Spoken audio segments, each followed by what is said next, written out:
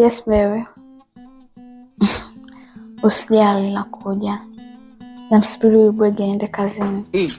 Alafu nitafika hapo mapema sana. Tutaenjoy.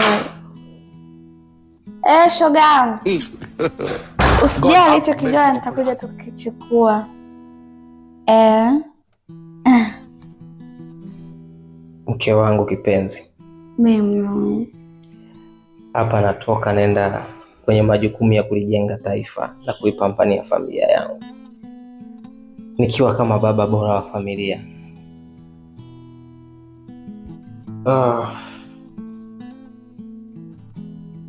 Hii ni kwa ajili ya matumizi ya leo. Ndio maana tunakupenda. Na hii hapa ni kwa ajili ya nauli ya kwenda kwa mchepuko wako ambaye anasubiria bwege wako aondoke. Wewe usafiri utakaopanda hakikisha wanauendesha vizuri. Ubaki salama mke wangu.